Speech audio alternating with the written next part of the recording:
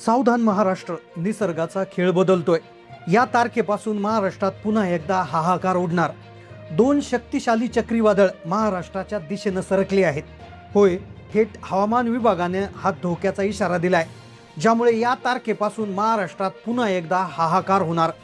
मे महिन्यात चक्रीवादळ येत असतात याची कल्पना प्रत्येकाला आहे, पण यावेळेस एक नाही तर दोन चक्रीवादळ महाराष्ट्राच्या दिशेने सरकले आहेत। आता ही माहिती हवामान विभागाने तर दिलीच आहे, यासोबत प्रसिद्ध हवामान अभ्यासक पंजाब डक यांनी देखील एक मोठा इशारा दिला आहे। आजची ही बातमी फक्त पावसाचा किंवा हवामानाचा अंदाज नाही, तर निसर्गाच्या एका अशा मोठ्या धक्क्याचा इशारा आहे, जो ऐकून तुमच्या अंगावर शहारे आल्याशिवाय राहणार नाही। गेल्या अनेक दिवसापासून पूर्ण मे महिना घामाच्या धारा प्रत्येकाच्या निघत आहेत। उष्णता तितकी वाढली आहे, पण या उष्णतेने दोन चक्रीवादळांना जन्म दिलाय। एक आहे अरबी समुद्रातलं चक्रीवादळ आणि एक बंगालच्या उपसागरातून धडकत आहे। ताशी 70 ते 80 किलोमीटर प्रति तास या वेगानं एक चक्रीवादळ मुंबईकडून तर दुसरं बंगालकडून त्या ठिकाणी महाराष्ट्रात येते। या बातमीला हलक्यात घेऊ नका, कारण की एक अशी तारीख जाहीर केलेली आहे की या तारखेला ते दोन्ही चक्रीवादळ महाराष्ट्राच्या वरती आकाशात एकत्र होतील आणि संपूर्ण महाराष्ट्रामध्ये हाहाकार उडेल। त्यामुळे या अशी तारीख आहे की या तारखेमध्ये महाराष्ट्रातील या 20 जिल्ह्यांना हाहाकार उडणार। पाऊस इतका पडेल की ओढे नाले एकत्र होतील, वादळ इतकं भयानक असेल की कच्च्या घरांची पत्रे आणि झाडे उन्मळून पडतील, गारांचा कहर इतका असेल की जमिनीवर पांढरी चादर बरसेल। कारण की ही दोन चक्रीवादळं पहिल्यांदा तयार झाली आहेत। दोन्ही चक्रीवादळांचा वेग इतका प्रचंड आहे, त्यांचा आवाका इतका मोठा आहे की संपूर्ण महाराष्ट्राला व्यापेल इतकं मोठं त्यांचं स्वरूप आहे। प्रत्येक वर्षी मे महिन्यात चक्रीवादळ येतात, पण यावेळेस चक्रीवादळ एक नाही तर दुहेरी संकट महाराष्ट्रावर आलंय। आता महाराष्ट्राच्या हवामानात एक युद्ध त्या ठिकाणी होणार आहे। दोन चक्रीवादळ एकामेकाला धडकतील आणि ज्याचा दणका या 20 जिल्ह्यांना मोठ्या प्रमाणात बसणार। त्यामुळे सरकारनं एक विशेष तारीख जाहीर केली। या तारखेला बाहेर पडू नका असे आदेश दिले।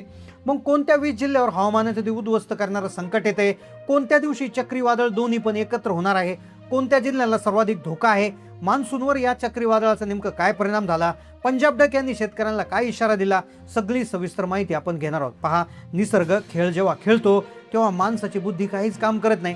सध्या आकाश स्वच्छ आहे, उन्हाळ्याच्या झळा लागतात, शेतीची कामं लोकांची सुरू आहे, पण ही सगळी शांतता आहे एका भयानक वादळामागची। अरबी समुद्रामध्ये कमी दाबाचा पट्टा निर्माण झालाय, ज्याला कारण ठरलं एक मोठं चक्रीवादळ, जे बंगालच्या उपसागरातून आलंय आणि एक अरबी समुद्रातून पुढे सरकलंय। आता याला विज्ञानाच्या भाषेत ट्विन सायक्लॉन म्हणतात।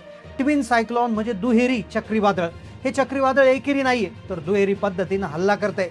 या दोन चक्रीवादळाच्या मध्ये महाराष्ट्र अडकणार, जणू दोन डोंगरांच्या मध्ये एक मधली फळी चिरडली जावी अशा पद्धतीचं वातावरण निर्माण होतंय। पहा, देशाच्या इतिहासात 20 ते 25 वर्षापूर्वी एकदा अशीच परिस्थिती निर्माण झाली होती, तेव्हा दोन्हीकडून चक्रीवादळ आले होते। त्याच वेळेस महाराष्ट्राच्या लातूरमध्ये, मराठवाड्यातील अनेक जिल्ह्यामध्ये पावसाळ्यापेक्षा भयानक पाऊस झाला होता, गारांचा मारा झाला होता आणि सगळ्यात भयानक परिस्थिती झाली होती। वादळामुळे सगळ्या जुन्या घरांचं नुकसान झालं होतं। यामुळे पंजाब डक यांनी आता हा स्पष्ट शब्दात इशारा दिलाय की शेतीची कामं आटपून घ्या, कारण की नंतर परिस्थिती हाताबाहेर जाणार। मग आता तुम्ही विचार करत असाल, अवकाळी पाऊस तर काही नव्हता, पूर्वी जो झाला होता तो तर झाला, पण त्याच्यापेक्षाही मोठा पाऊस आता होतोय।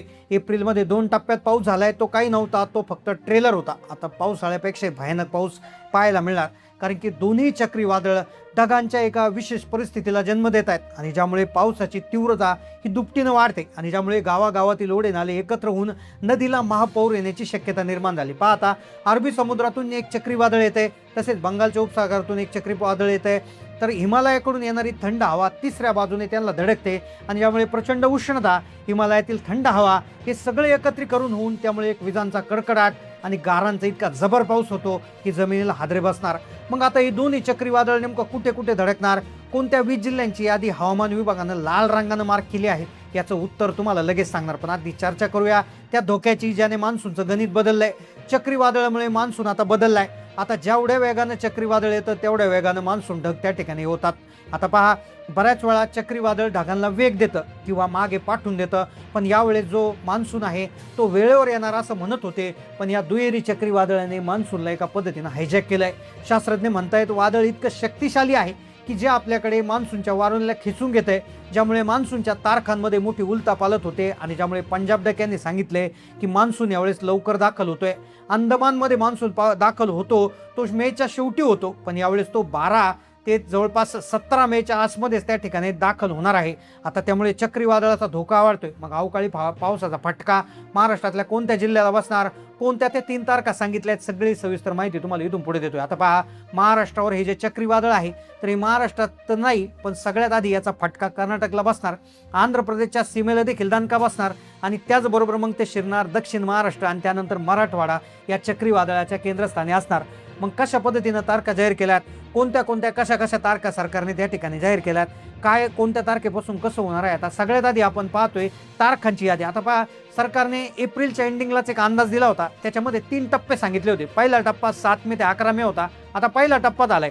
दुसरा टप्पा 15 मे पासून 20 मे पर्यंत लागू होतो आणि तिसरा टप्पा 25 मे पासून होतो. आता 7 ते 11 मे मध्ये विदर्भात दमदार पाऊस झाला. आता विदर्भाचा विषय संपला. आता 15 ते 20 मे पर्यंत जी परिस्थिती आहे तर ती महाराष्ट्रामध्ये विखुरलेल्या स्वरूपात जबरदस्त रीतीमध्ये असणार. आता या टप्प्यात काय होणार, तीव्रता कशी वाढत जाणार, चक्रीवादळ कुठे काय करणार. 7 ते 11 मेचा विषय संपला. आता दुसरा जो टप्पा आहे तर तो 15 ते 20च्या दरम्यानचा आहे. तर हा जो काळ आहे तो भीषण काळ असणार आहे. पहा, या काळामध्ये विदर्भ, त्याचबरोबर उत्तर महाराष्ट्र, दक्षिण मध्य महाराष्ट्र याचा जो सगळा भाग आहे तो कवेत घेतला जाणार. सगळ्यात भीषण म्हणजे पहा, मग महाराष्ट्रामध्ये कोल्हापूर, सांगली, सातारा, पुणे, अहिल्यानगर, मुंबई परिसरातला जो सगळा भाग आहे तो कवेत घेतला जाणार आणि सगळीकडे भयानक जो पाऊस आहे तो 15 ते 20 मेच्या दरम्यान येणार. त्यामुळे 15 तारीख जी आहे तर ही अतिशय धोक्याची तारीख आहे. 15 तारखेपासून सगळीकडे हाहाकार उडण्याची परिस्थिती त्या ठिकाणी निर्माण होते.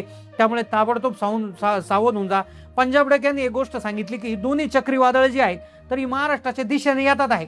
आता जेव्हा ही जी चक्रीवादळ असतात, एकतर दोन्ही चक्रीवादळांचा वेग भरपूर असतो, त्याच्यामधली ऊर्जा जबरदस्त असते आणि जेव्हाही एकमेकात विलीन होतात तर त्यामधून निघणारी जी ऊर्जा असते तर ती एखाद्या मोठ्या संकटापेक्षा कमी नसते. आणि ज्यामुळे होतं काय की जी ढगांची देखील एक सर्क्युलर मुवमेंट तयार होते आणि त्यामुळे ते ढगही त्याच एरियामध्ये मोठ्या प्रमाणात बरसतात आणि हा एरिया छोटा मोठा नसून हा एरिया अनेक जिल्ह्यांना कवेत घेतो आणि ज्यामुळे गावागावात पाणी शिरतं. चक्रीवादळामुळे त्या ठिकाणी पत्रे उडतात, गारपिटीचा देखील भयानक तांडव त्या ठिकाणी होतो. मग आता केवळ मे महिनाच नाही तर या दुहेरी चक्रीवादळामुळे मान्सूनचं देखील स्वरूप बदलतंय. पहा, आता जून जुलैमध्ये पाऊस जो येत असतो तर तो वेळेवर येतोय, पण सप्टेंबर ऑक्टोबरमध्ये देखील पावसाचं वितरण जे आहे तर ते अतिशय विचित्र पद्धतीने असणार आहे. मग 15 ते 20चा अंदाज जो सांगितलाय की संपूर्ण राज्यामध्ये रेड अलर्ट आहे. या काळात घराबाहेर पडणं टाळा, गरज असेल त्यावेळेसच बाहेर पडा असे स्पष्ट आदेश दिले. पण 25 मे नंतर वातावरणात पुन्हा बदल होतोय. 25 मे नंतर उष्णतेचा पारा वाढेल आणि जो मान्सून आहे त्याचा मुख्य प्रवास होईल. आता हे संकट जे आहे ते आपल्याला टाळता येणार नाही, पण सावध राहून आपण नुकसान कमी करू शकतो. त्यामुळे हळद उत्पादक शेतकरी असतील, कांदा किंवा फळबागा ज्यांच्या असतील तर त्यांनी विशेष काळजी घ्यायची आहे. कारण की या 2 चक्रीवादळामुळे गारपिटीची ताबडतोब शक्यता निर्माण होते आणि त्यामुळेच ही माहिती जी आहे ती सावध करण्यासाठी देत होतात. आता हवामान जो आहे तो निसर्गाच्या अधीन आहे, त्यामुळे हे अंदाज बदलू शकतात, पण जो सावध आहे त्याचा फायदा होऊ शकतो. त्यामुळे आपण सावध राहणं गरजेचं आहे. सध्या तुमच्या जिल्ह्यात काय स्थिती आहे नक्की कमेंटमध्ये सांगा. चॅनलला नवीन